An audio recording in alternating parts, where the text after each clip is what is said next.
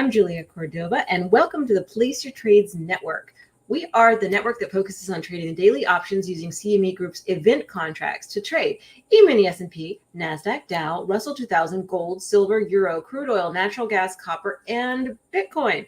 Today, I have what I think will be a great show for you. I am going to review what I am expecting to happen this crazy FOMC and big earnings week. So I'll talk about ES or SPX futures, NASDAQ. I will talk about gold and silver. And then if you have a particular stock that you're watching and you'd like me to chart it for you, I know you've probably seen other charts, you probably chart it yourself, then I'm happy to do that as a second opinion, and I will do it live. And so I'll just go through my thought process when I chart something for the first time. I think it'll be great. All right. So today's broadcast is brought to you by Tradeabate, which has built a custom app to trading those CME Group event contracts. And that's what we're all using at Place Your Trades. And I also talk about how I use them to trade on Fed Day. Okay. With that said, I am just going to share my screen here. This is the Place Your Trades website. And this is sort of a resource for the event contracts, if you will. And it's also, even if you're not trading the event contracts yet, it's a great place to check every day because the dashboard actually has some great, statistics on it. And it's got some basically just telling you like who's going long, what, and where. It's awesome. So I would just recommend you can sign in for free and then check the dashboard every morning and you'll be able to see what's what. Also, there's some shows on there that I think you might like on the occasion.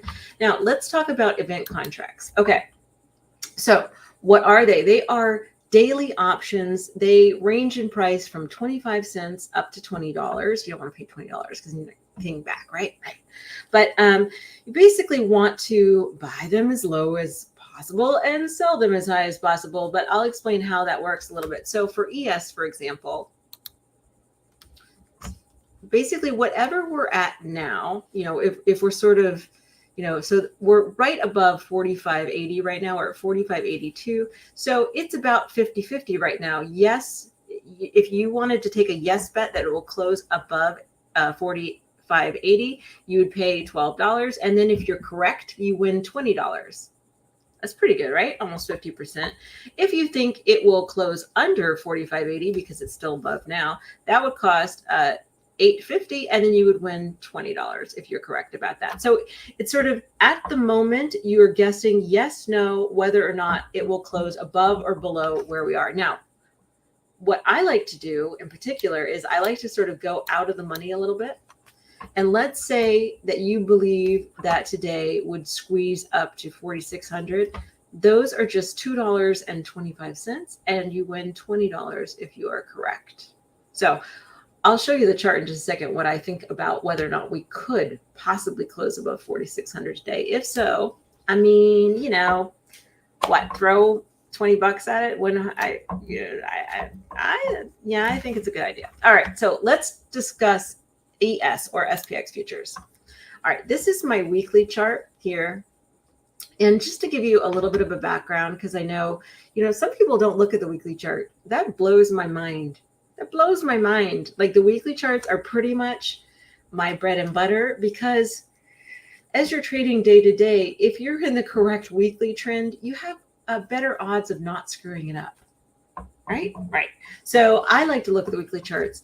And if I'm going to just make this one big here. Okay. So you can see here for a long time, this 41.83 was sort of the what I call buy or die level. And it kept being resistance. We got the fake break above, we got the almost, and then we just kept, I think I even, tweeted a couple of times about these emojis every single week that we hit it. I was like, will we, won't we, will we, won't we? And then we ended up forming what I think or thought was a megaphone here. And then when we broke out of the megaphone, because there was so much consolidation, and this is true anytime you see a bunch of consolidation right under a level that's been watched like hello, then generally you will get a large move above that consolidation because this is such a watched level. Okay. So this 41.83, very important. We even came back and gave it a nice back test. What in the world? And for the past 6 weeks or so, we have been in a choppy upward channel, and it's pretty perfect overall. Now, one thing about the way that I do things, and you'll find that different technicians, everybody does things differently. Everybody thinks a little something different. I'll just give you a window into what I think in my mind.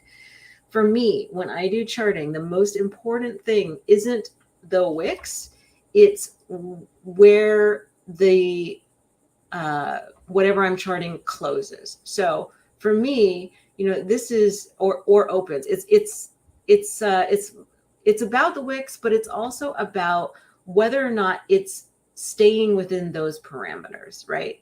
Right. Okay. So for the past 6 weeks or so, we have been in this choppy upward channel.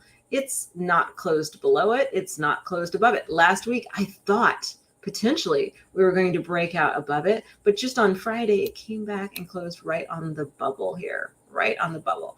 Now, so that's the dotted lines that I'm looking at is basically the upward channel that we're in. And then you can see some of these orange lines that I have. Now, I'm also somebody, the way that I chart is I chart with channels, and I tend to look for trend lines that I can move around my chart and that work pretty much anywhere. So the more reusable my trend lines are, the more confidence I have in them that when we hit one, it will accept or reject that trend line. Okay, so for this week, one of my trend lines is right below this choppy channel here.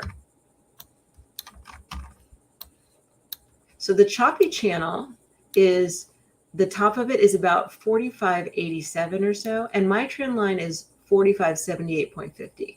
That tells me that there is a lot of resistance in this little zone here from 78 to 87. And if it gets above this 87, I believe it will squeeze higher. And you saw this morning, we already got the rejection off of 45.87, and now it's like, it's doing the thing. So I think if we get above 45.87, I think we've got a real shot at squeezing higher, potentially to past this previous high. And then 4668 was my measured move from when we broke out of this megaphone. Now, sorry, that's what you get for trading live. I have alerts set for when different things break out of different zones, and I didn't realize it was putting the sound on this morning. Anyway, hope everybody's awake. So that was my measured move when we came out of this megaphone. Now, do my measured moves always happen right away with no up or down? No. So a lot of times if I know what a measured move is, I'll put it on my chart as a horizontal line. I'll label it so I remember what it is. But then if we don't hit it this time around, then potentially we could hit it later. And it usually those measured moves are really great when it comes to horizontal levels, at least for me. I just leave them on my chart, I label them, and then no confusion. Okay, but anyway, I think if we close above this 45.87, we do have a pretty good shot at squeezing higher either today or later this week. But we're right under it right now. We're right at 45.80 right now. And let's see. All right, let's look at Nasdaq. All right, so this is my Nasdaq weekly chart. And you can see same thing pretty much, just a little bit more exaggerated. Now, this Nasdaq weekly candle from last week looks a little bit toppy right now. But, can it go higher? Sure, it can go higher. And particularly if it spikes, it could go higher than this. But for now, I think if it hits up here, this is a good opportunity to potentially add to longer date for me, add to longer dated puts just as protection for my investment portfolio in case, what in the world, this huge uptrend actually gets broken at some point. It will happen fast, and there won't be a whole lot of time to protect myself. So I'm some sort of somebody who likes to scale in. if I'm not sure that, or if I have medium confidence that it might be a top, I'm somebody who just likes to scale in just a little bit here and there. And then, worst case scenario, I lose the trade, but I'm protected against any kind of weirdness that might go on. Okay, so I've got 1616 this week as resistance. Higher than that, a higher high would be 16155. And then I've got sort of basic support at 15286. But this 15191 is even better because it's the 9 MA on the weekly, and it's also one of my trend lines. So that's what I'm looking at for NASDAQ. Now, on the daily side of things, we did leave a gap. We left a gap in ES as well, but we left a gap here. And so if we were to come up at some point and close that gap, then all of these gaps that we left on the downside would be open. I think that would be a good sign to short personally. But we'll see. We go day by day here. That's what I'm looking at for NASDAQ. Now, let's talk about gold. Okay. So gold on the weekly chart, to me, this looks very bullish overall. Now, do I know the time frame it's bullish in? No, not exactly. But this looks like triple top, not a top to me. And this looks like a flag to me. But because the flag is getting a little bit long, to me, this week is make or break in the short term. So last week, zoom in here. Last week, we sort of got above my rocket level and then came back down. But because we're still sort of above the flag, that's why I don't think it's a fakey breaky. Now, this week, as a gold bull, and I am a gold bull right now, until it tells me not to be, because hello, I wanted to hold 1920.1 to 1926.1 if it comes down this week. That would be a higher low, and that would be, I think, really great risk reward entry for a long. If it just zips up, fine. But if it doesn't hold there, then I believe it's vulnerable to a fakey breaky and then coming back down into this mid 1800 zone, or it's possible lower with a fakey breaky. But because of this triple top, not a top, I think dips are to be bought if they are what you deem, what I deem. I'm buying dips if they're what I deem to be good risk reward. And so right now, it's just sort of leaving us in suspense prior to the FOMC. It's like, it's giving us, will it, won't it? It's basically wasting the people's time who bought the weekly options, which is why the daily options sometimes work a lot better. And let's look at silver. Okay, so this is my silver weekly chart. Silver is messy. Silver is like natural gas, right? It's messy. It's like silver is to gold how natural gas is to oil. It's hard to chart. It's hard to trade with because it's wild. It does wild things.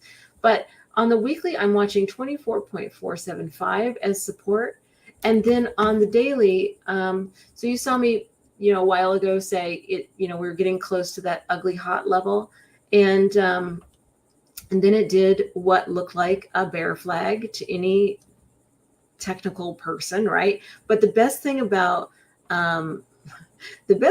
flags is if they work your way, they work your way. But if they work against you, they even work against you better, right? So for the bears here that were saying that it was a bear flag, once it breaks out of a bear flag to the upside and fakey breakies a bear flag, it's going to give a lot higher.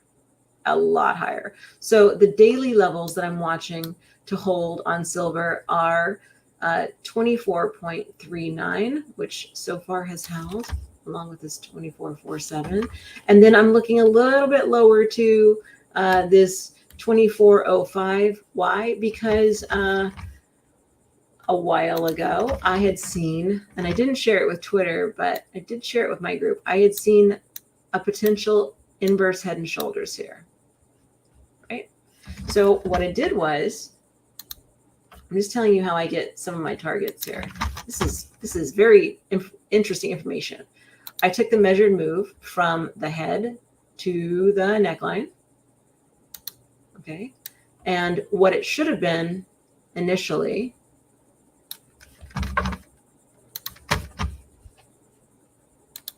oops, oh, now I gotta make a line, okay. So theoretically, if I were charting silver and it was just right here, right? Let's say this time hadn't passed. I would say, okay, guys, my target is 25.33. Hello? Where is it? Okay. All right, so the target of this inverse head and shoulders is 25.33 because it is the length of the head to the neckline added to the neckline. Okay. Then look what it did. It failed the head and shoulders. It was not able to get above this resistance here, and it came back down. That's fine. That's actually, again, more bearish. If it fails something, it's more bearish than if it were to bullish, if it were to follow through, if that makes sense. Yeah. Okay.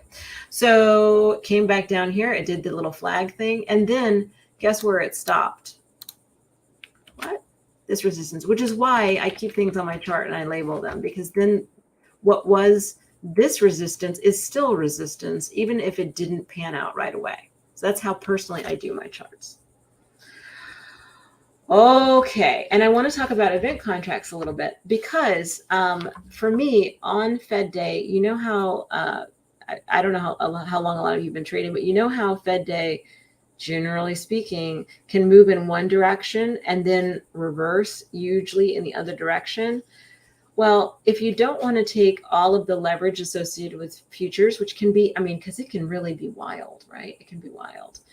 If you don't want to take all the leverage associated with futures, then you can trade the event contracts just on a daily basis. Look what it's doing right now, by the way. Those event contracts that were $2 for a 4,600 close, I just want to look at what they are right now. Oops. They're $4. I'm just saying, right? Right. I think, I mean, and just, I mean, generally speaking, I do believe that there is a chance for it to squeeze higher because if it gets above this 45.87 today, right? I think it could get here. I think so. It's possible. It's possible. All right. That said, I'm going to chart some of what you've suggested to me. I'm going to do it live because I want you, I just want to share with you what I do, and it's not what everybody else does, but what works for me, it works for me pretty well. And so I'm going to do that now. I'm going to look at what you have suggested for me. Hold on a minute. All right. What are we doing here? I'm going to do, you know what? I'm going to do the first thing that was suggested to me, ONCO, because I've never charted that before. And I just want to see what it looks like. ONCO. All right.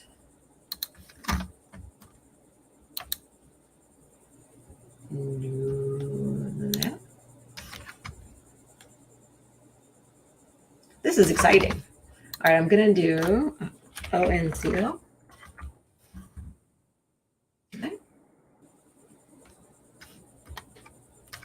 All right. Let me just make sure that's correct. ONCO peptides. That is correct. Okay. So I'm going to do the daily, or sorry, I'm going to do the weekly. Well, that's not giving us too much. But I'll tell you. So it's pretty new overall. I look for gaps here because, you know, there's not that many going on here. So first thing I do is I look for gaps.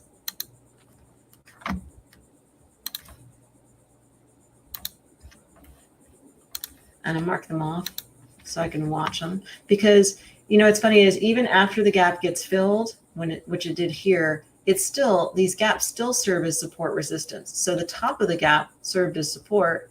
And then once it broke through the bottom of the gap the second time, I don't think that was a big surprise. Boom, boom, chakalaka.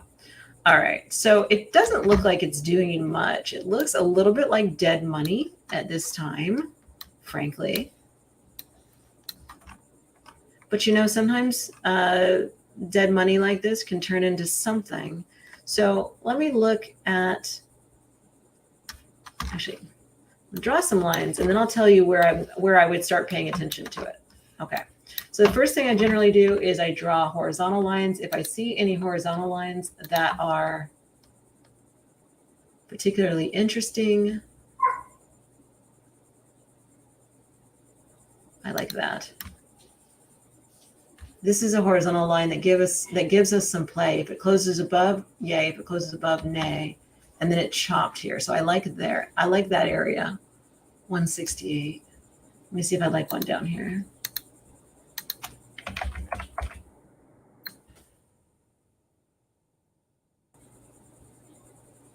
Yeah, I like that area. And then, of course,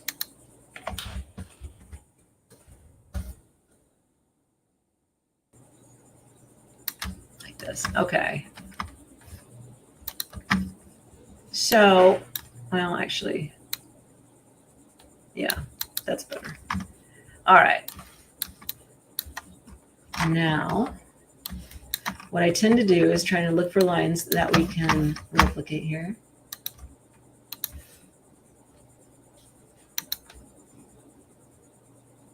Let me just, I'm going to make this a little bit thicker. Okay. So let me see. So what I tend to do is I tend to pick sort of, a local low or a higher. I tend to pick something like a low here that, people paid attention to. And then I'll take this and I'll kind of move it around and try to find where, if it closed above or below, really made a difference. And that's a good one right there. Hold on.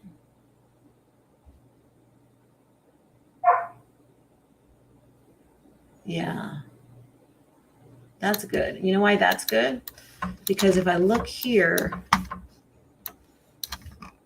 if it closes below, no bueno, and then it closed above, so that was a fakey breaky, and then very bueno. Very bueno. So see how I'm less interested? I'm interested in these wicks, but I'm less interested big time, right? So it went below it, but it closed back above. Don't sell, right? It opened right on it. It went below, but it didn't close above. Don't sell, right? So I wouldn't sell until it closed below this line, and that would have kept me in all of these days. Right? Closed right on the bubble here, but not below. It would have kept me in all of these days and allowed me to take advantage of that. That's what, and same thing here. It would have kept me in until about here. That's when it would have had me get out of it at about 128.45. If I were to, you know what I mean? If I were to have stayed in it. So then that is what I consider to be the power of my lines, is sort of the close, the waiting until the close. And then you can see it formed a bear flag here. I'm old, y'all. I've been doing this a long time. Shoot. See that? Don't. All right. But that's hindsight, right? Let's look for what's happening now. And there isn't a lot happening now. So I would say, if you are interested in this stock,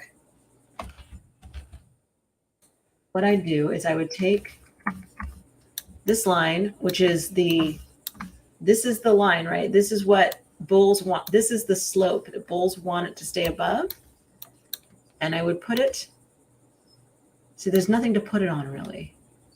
But I would say if you get a spike down, like this one, if you get a spike down like this one, I would take this same slope and I would apply it here. And then if it can close above that slope, then you might have something, you might not. But if it can close above that slope, I'd say you can have something.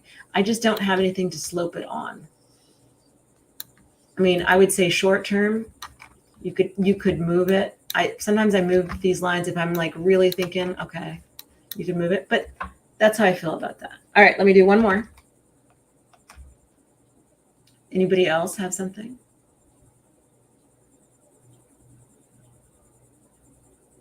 You want to look at Disney? All right. So I actually have a Disney chart.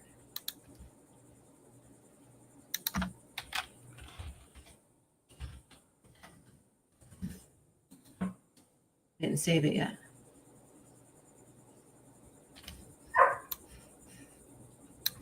Okay, so I did this last week. So for me, I thought that as long as it can sort of stay above this 87.56, or that's what, well, this, whoops, sorry. How do I move that in the background? Okay, can I move this? Oh my God. Oh no, maybe if I lock it.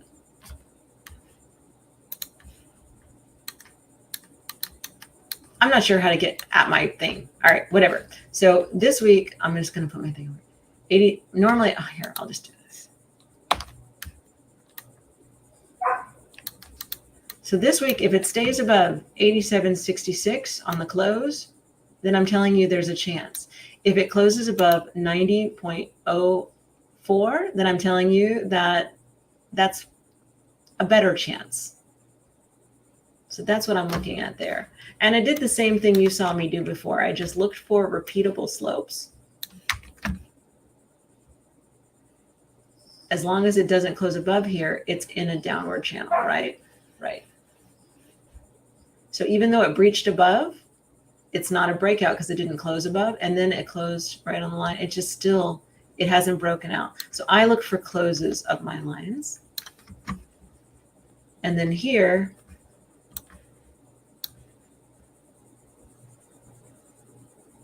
it's potentially a higher low double bottom, but it really does have to hold that or else wah, wah.